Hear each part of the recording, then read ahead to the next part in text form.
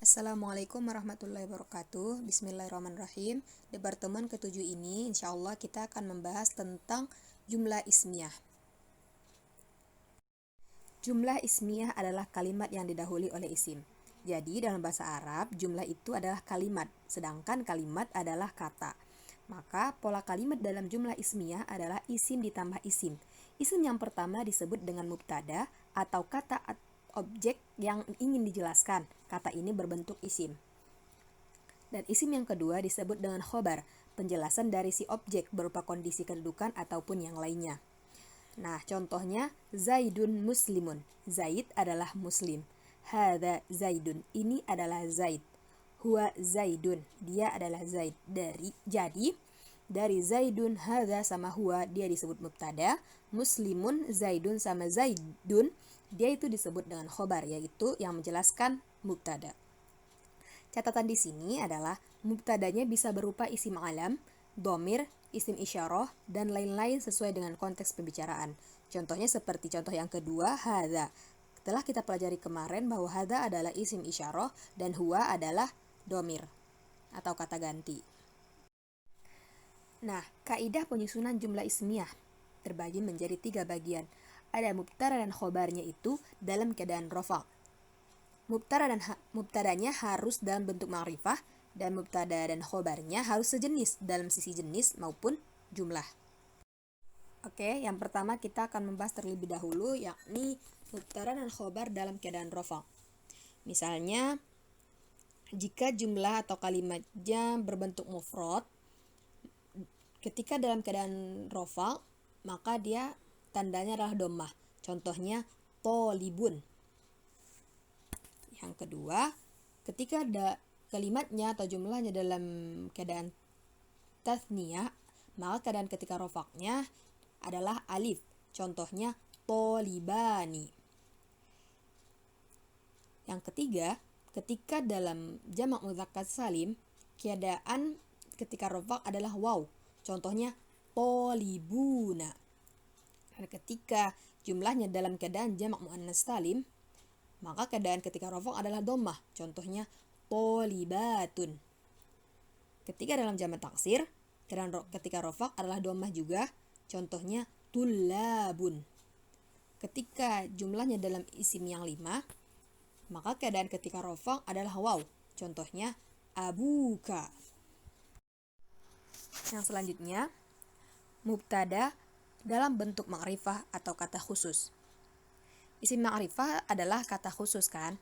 Sedangkan mubtada itu wajib dalam keadaan ma'rifah, sedangkan khobarnya hukum asalnya adalah nakiroh, kecuali untuk isim-isim yang dari asalnya ma'rifah, seperti isim alam, isim isyarah, dan dhamir. Contoh jumlah isimnya di sini adalah hadza kitabun. Ini adalah buku. Dari contoh ini, mubtadanya adalah hadza. Kata ini adalah isim isyarah. Isim isyarah merupakan ma'rifat. Kemudian, kata kitabun adalah khobarnya. Ia adalah nakiroh karena tidak dilekati alif lam sehingga memenuhi syarat jumlah ismiyah. Nah, yang kedua, hadza al-kitabu.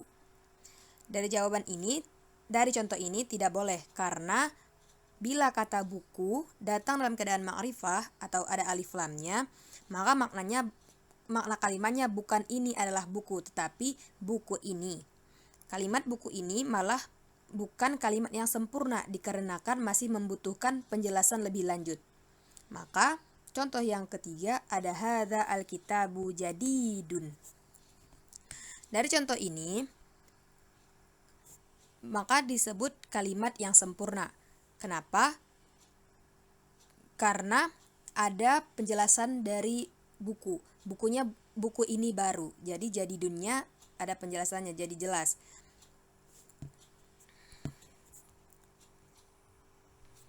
Nah, apakah setiap kalimat yang mubtadanya isim isyarah seperti hadza al-kitabu jadidun khobarnya wajib nakiroh? Maka jawabannya tidak. Karena telah dijelaskan sebelumnya bahwa khusus untuk isim yang dari asalnya ma'rifah, maka tidak mengapa menjadi khobar meskipun dalam keadaan ma'rifah. Karena itu sesuatu yang tidak bisa dipaksakan menjadi nakiroh. Contohnya adalah hadza zaidun. Maka kalimat ini telah memenuhi syarat jumlah ismiyah karena mubtadanya ma'rifah dan khobarnya sekalipun ma'rifah, tapi tetap diperbolehkan berdasarkan kaidah. Yang ketiga adalah mubtada dan khobarnya harus sama jenis. Contohnya ketika dalam keadaan mufrad. Contoh dalam muzakkar adalah at-thalibu muslimun. Ketika di muannas menjadi at-talibatu muslimatun. Ketika di musanna ada perbedaan, jadi at-talibani muslimani. Ketika dia di muannas at-talibatani muslimatani. Ketika jumlahnya dalam jamak mudzakkar salim at-talibuna muslimuna. Ketika di jamak muannas salim at-talibatu muslimatun. Ketika di jamak taksir dalam keadaan mudzakkar at-tullabu muslimuna. Jadi di sini dapat kita lihat perbedaannya. Ketika di musanna ada tambahan alif nun, terus pas di mubtadanya juga harus ada alif nun. Terus ketika di muannas juga ada alif nun, terus di muslimuna juga at-talibuna muslimuna juga ada tambah waw nun walaupun ini mubtada sama khobar. Ketika di muannas juga ada alif ta sama ada alif ta. Nah, di jamak taksir juga ada muslimuna, at-tullabu adalah mubtadanya. Jadi yang awal-awal ini adalah mubtadanya baru khobarnya. Dapat dimengerti ya, harus sama baik itu mubtadanya maupun khobarnya. Contoh kalimat dengan mubtada dan khobarnya ketika dalam jenis mufrad dan jenis musanna. Nah, ketika dalam jenis mufrad, contohnya ketika di muzakkar Khalidun mahirun. Muannas. Khalid itu pintar. Ketika di muannas Hindun mahiratun. Hindun itu pintar. Hadza kitabun, ini adalah buku. Hadhihi mimsahatun, ini adalah penghapus. Ketika di musannanya dalam keadaan di muzakkar hadzani kitabani, ini adalah dua buku. Dalam keadaan muannas hatani mimsahatani, ini adalah dua penghapus. Huma tabibani, mereka berdua pak dokter. Huma tabibatani, mereka berdua bu dokter. Tadi kan syaratnya harus sama ya, baik dia itu mubtadanya maupun khobarnya harus sama, harus sejenis gitu kan. Tapi karena ada kayak hadhihi, hadza, hadani, hatani, huma, dia itu isim isyarah dan juga domir. Huma itu domir, hatani, hadani, hadhihi sama hadza itu adalah isim isyarah. Maka dari domir dan isim isyarah itu mabni, tetap nggak bakal berganti harokatnya, nggak bisa diganti, tetap kayak gini. Nah, contoh selanjutnya kalimat dengan mubtada dan khobar dalam jamak salim. Jamak mudzakkar salim contohnya haula'i muslimuna, ini adalah muslimin. Jamak muannas salim contohnya haula'i muslimatun. Ketika jamak mudzakkar salim contoh yang kedua adalah hum shaimuna, dan jamak muannas salim hunna shaimatun. Dapat dilihat bahwa seperti yang tadi haula'i dan hunna atau hum, dia itu isim isyarah. Haula'i adalah isim isyarah, hunna sama hum itu adalah domir, maka dia tetap menjadi hum haula'i hunna. Dalam keadaan apapun itu dia tetap jadi hum haula'i hunna, gak bakal berubah harokatnya gitu. Nah, ketika di jamak taksir ada kaidah khusus.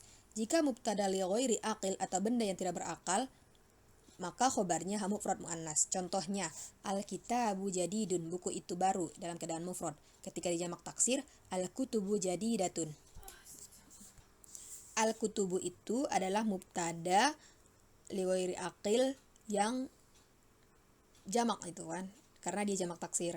Maka khobarnya itu adalah muannas tapi mufrad. Kayak yang contoh yang kedua juga an-najmu jamilun, bintang itu indah. Ketika di jamak taksir diubah jadi an-nujumu jamilatun. Maka di sini adalah an-najmu itu kan atau an-nujum itu kan bintang-bintang. Dia itu berbentuk benda yang tidak berakal. Maka ketika di jamak taksir khobarnya berbentuk mufrad muannas. Nah, kalimat dengan mubtada dan khobar atau jamak taksir. Jika misalnya mubtadanya untuk aqil atau mudzakkar yang berakal, khobarnya harus jamak taksir atau muzakkar salim. Ketika mubtadanya lil aqil atau yang berakal untuk muannas, maka khobarnya adalah jamak taksir atau muannas salim. Contohnya jamak taksir lil aqil. Misalnya, mufrad muzakkar, hadza talibun, ini adalah siswa. Ketika dia dijamak taksir berubah menjadi haula'i tullabun. Yang kedua, dzalika abun, itu adalah ayah. Ketika dijamak taksir, ulaika abaun.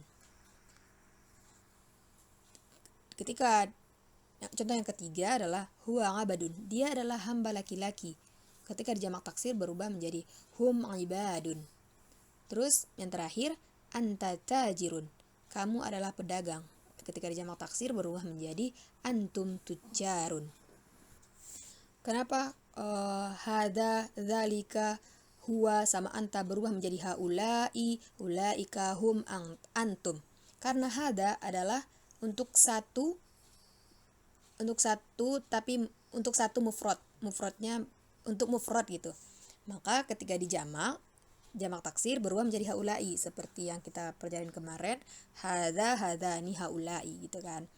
Hadani untuk musannanya. Seperti yang contoh kedua juga, dzalika menjadi ulaika karena dia jamak. Kayak huwa juga, huwa itu kan dia laki-laki, ketika menjadi dia jadi banyak tetapi laki-laki juga, maka berubah menjadi hum, yang kemarin juga udah dibahas di domir. Anta juga, kamu adalah pedagang, berarti kan satu orang, maka ketika dijamak taksirnya menjadi antum, jadi banyak orang, 3 atau lebih gitu. Seperti contoh mufrad muannas juga dan jamak taksirnya juga, seperti hadi imro'atun, ini adalah wanita. Ketika dijamak taksir jadi haula'i nisaun. Tilka armalatun, itu adalah janda. Maka jamak taksirnya adalah ulaika aromilu. Hiya amatun, dia adalah hamba wanita. Ketika dijamak taksir hunna imaun. Ketika mufrad muannas yang terakhir adalah anti imro'atun, kamu adalah wanita. Maka jamak taksirnya adalah antunna nisaun. Jadi dari hadhihi, tilka, hiya, anti berubah menjadi jamak kayak haula'i, ulaika, hunna, antunna. Seperti arti yang pertama, haula'i nisaun, ini adalah wanita-wanita. Ulaika aromilu, itu adalah janda-janda gitu. Jadi jamak hunna imaun, dia adalah hamba wanita-wanita, jadi banyak. Antunna nisaun, kamu adalah wanita-wanita, seperti itu. Terima kasih banyak untuk teman-teman semuanya.